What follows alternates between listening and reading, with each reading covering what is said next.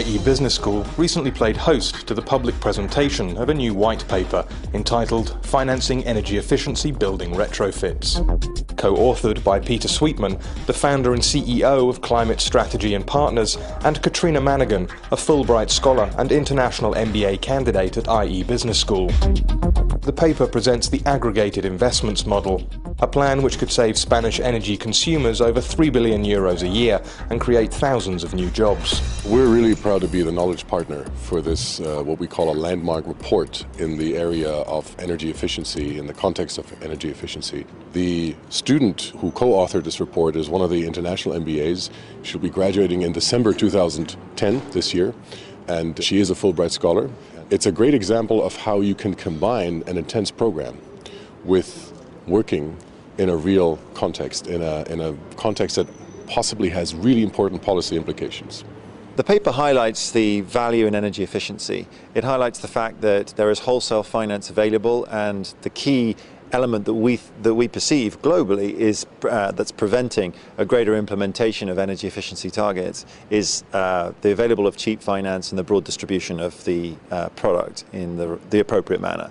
And I think that this paper provides a model in which that's going to happen. It provides a framework of regulatory suggestions that in whichever country, the UK, the US or Spain, we believe will deliver the outcomes that national governments are requiring.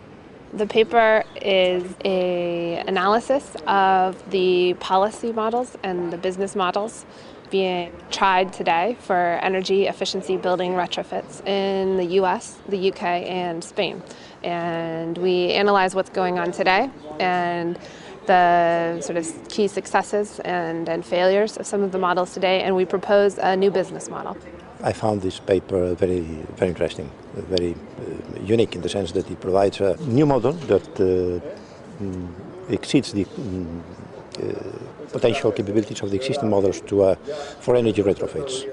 If the government implement measures, like in the paper they are saying, trying to give long-term subsidies, helping to organize all this, giving it value in net present value, I think then the institutions, banks, utilities will come and will start putting all the machinery on work. No? It was clear that the report had sparked keen interest among many stakeholders in the energy efficiency upgrade market. Among the audience we had people from Ferrovial, we had people from Gas Natural Unión Fenosa, and in fact it was mentioned that they have a current portfolio of projects of 900 buildings on their balance sheet which they're looking to finance. So to me that seems like a really relevant pilot project for us to look at these financing mechanisms and consider whether or not these are buildings which would fit into the 5 core components of the model, whether the model could become useful to them as a way of taking that off balance sheet. And I just feel that at the moment, really in the next months, it's our role to pull together the threads that I can see. I think we can all see them visibly, but we need to put the resources into pulling the threads together to make it happen. One of the key issues here is to standardize the solutions. Once we do that, or at the same time to work with some buildings, it doesn't matter that at the very end it is not the same idea at the very beginning, but the idea is to start moving. We are talking about large-scale projects at an urban scale.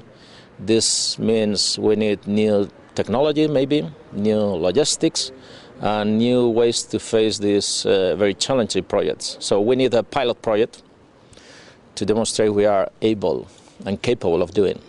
As the event drew to a close, the authors discussed how their collaboration came about. I applied for a Fulbright scholarship to attend IE Business School in the MBA program and came here specifically to learn all the skills of business and hopefully to have in search of an opportunity to really delve into this question of energy efficiency market failures, why the energy efficiency market is so underinvested. She wrote a letter applying for an internship, which we didn't have, and the letter itself appeared on my keyboard just after I came back from lunch. But you can imagine my surprise. In 15 years of a career, never has a letter appeared on my keyboard hand-delivered. So apart from the surprise of just seeing it there, when I'd opened it, I realized that Katrina had a specific set of skills that would be interesting to me, but I didn't have an internship to offer. Peter was just reaching a point with his business climate strategy where they really wanted to delve further into the same subject. So our knowledge sets and networks and interests converged very nicely. Had it not been for the fact that she proactively came out, sought me out, I suppose this piece of work wouldn't have come into being.